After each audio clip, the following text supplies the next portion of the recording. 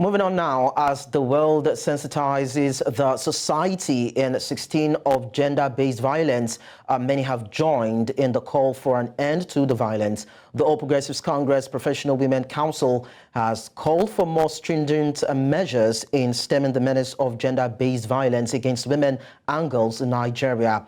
The 16 days of activism against GBV, observed annually from November 25 to December 10, aims to educate the public about the dangers associated with violence against women and girls. Victims have been encouraged also to report incidents. And now at this point, joining me to discuss this on the news is Osika Esther Ojo, a gender-based violence Not Too Young to Lead initiative. Esther, thank you so much for talking to us at this time. Thank you. Good afternoon. Good afternoon to you too. Now, the theme for this year's observation or event has to do with gender-based violence sensitization, which is to invest and to prevent violence against women and girls. So how can this be done? Oh, thank you very much. Now, I feel that, first of all, we should be able to go back to the drawing board, in the sense that we have to invest in human resources,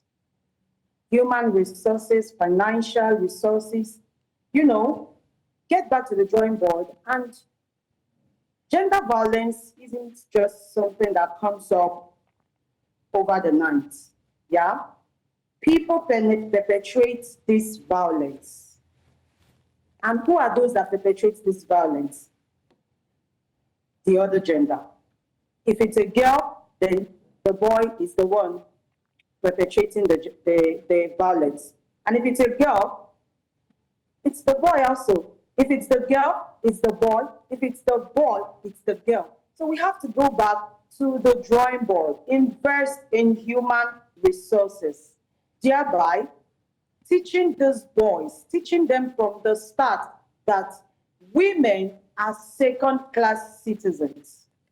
If the guys know, if the men know that women are second-class citizens, I bet you gender violence will reduce.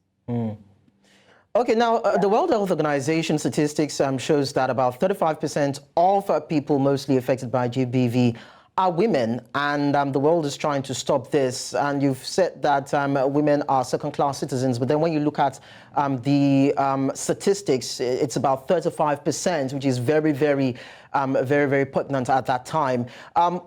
Which category of people, or what category of people make up the remaining 65%?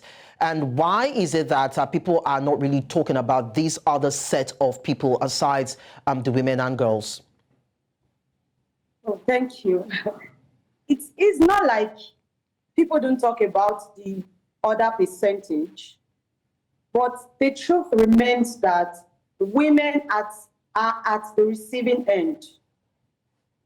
Do you understand? Women are actually at the receiving end.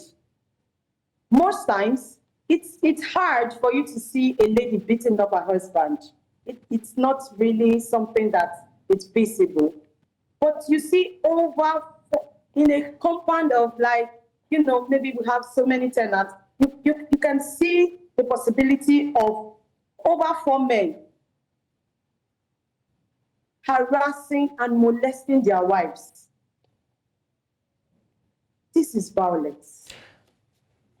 So definitely, the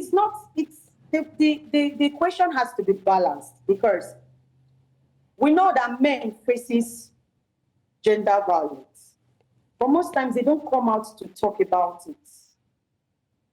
So we really do not see that men face gender violence.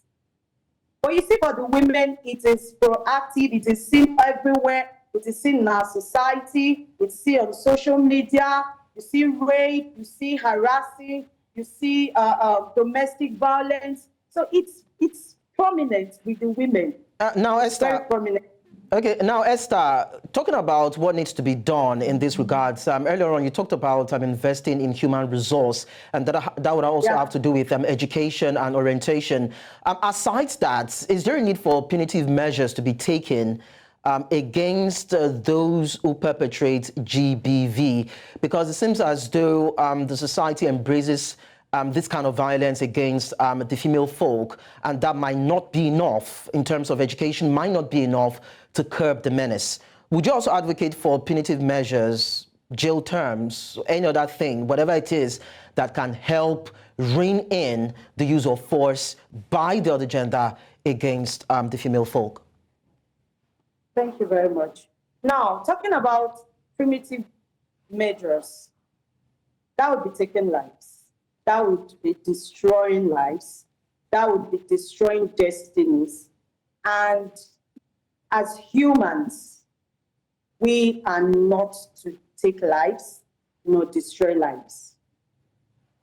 So I would suggest that the advocacy goes on and on. The advocacy to stop gender-based violence goes on and on. The advocacy should go down to our local communities. We take it back to our homes. We cannot displace the place of parenting in gender-based violence. Because they say charity begins at home.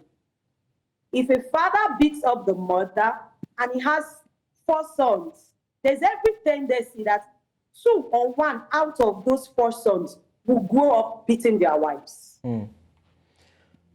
Okay. So I am saying that the advocacy should go on. Primitive measures, not really. Okay, Osika, Esther. But the advocacy should go on. All right. Thank you so much for talking to us at this time. Thank you.